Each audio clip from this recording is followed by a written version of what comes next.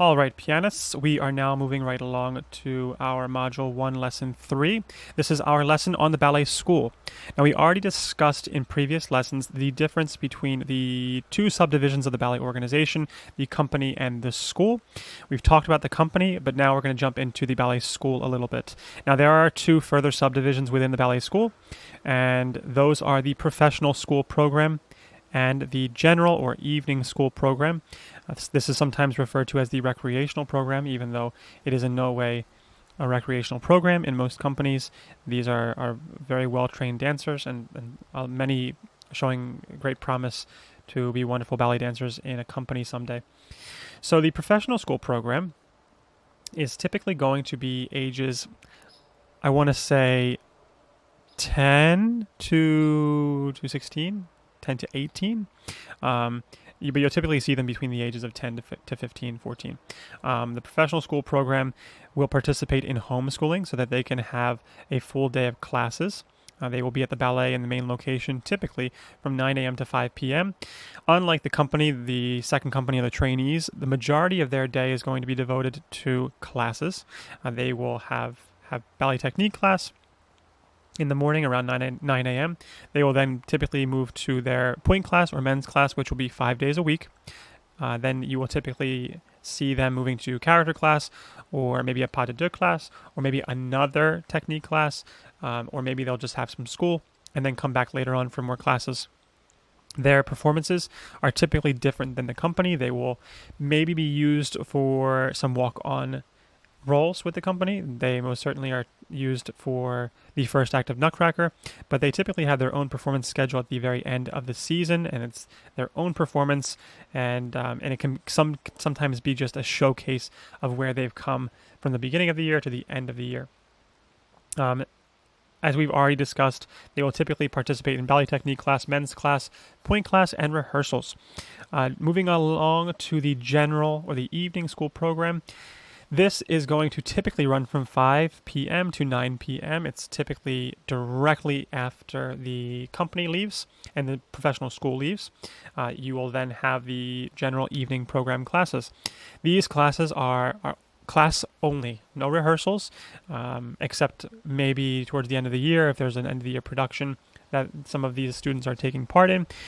Typically in a professional ballet school, the dancers in the school will perform at the end of the year in an evaluation. They'll be evaluated based on where they've come throughout the year, and they'll be looked at for maybe recommendations to the professional school program. They will typically, or you will typically play for anything from ballet technique class, which is the primary class you're going to see, and men's and point class. Those are the two secondary classes you will see unless you have a very, very skilled teacher for character class or for pas de deux class. You typically will not see these classes in the professional school evening program. However, as a pianist, this is a wonderful opportunity to, if you don't have a night of teaching, play for anywhere from 3 to 5 hours of classes for an evening ballet company and school. So now the artistic staff of the school deviates a little bit from the artistic staff of the company. Now you have the school director, who is very similar in status to the artistic director of the company. The school director does not typically answer to anyone except for the artistic director, and oftentimes collaborates with the artistic director to determine the direction that he or she would like to see the school move in. Below that, you have the trainee director, and the trainee director is typically in charge of the training for the trainees. So the training director will handle the syllabus for the trainees, typically will handle all of the classes for the trainees, will plan any trainee performances, any outreach work that the trainees will do. So the trainee director does have a lot of responsibility within the school program. Then you have the children's coordinator, who again has a lot of responsibility within the school program. The children's coordinator is typically responsible for Nutcracker, overseeing the administration of rehearsal choreography for the children.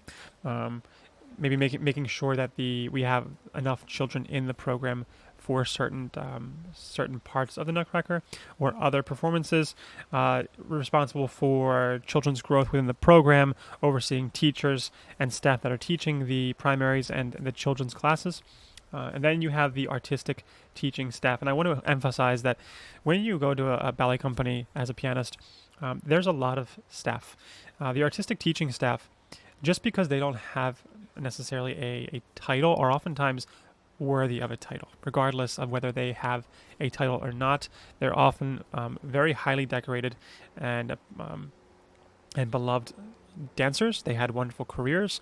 They were exceptional artists. They danced as oftentimes principals and soloists in companies, and many of them are fantastic teachers. So you will get to collaborate with a number of very, very wonderful artists. So this was your ballet school introduction. You've now completed the basic information regarding the organizational structure of the ballet. You have the ballet company, you have the ballet school. Below the ballet school, you have the professional school and the general evening program. And then within both the school and the company, you will have artistic staff. So I will see you for our next lesson within this module, and we'll see you soon. Thank you very much. And we'll see you, lesson 4. So we'll see you on lesson 4 for your intro to the ballet class. Thank you very much.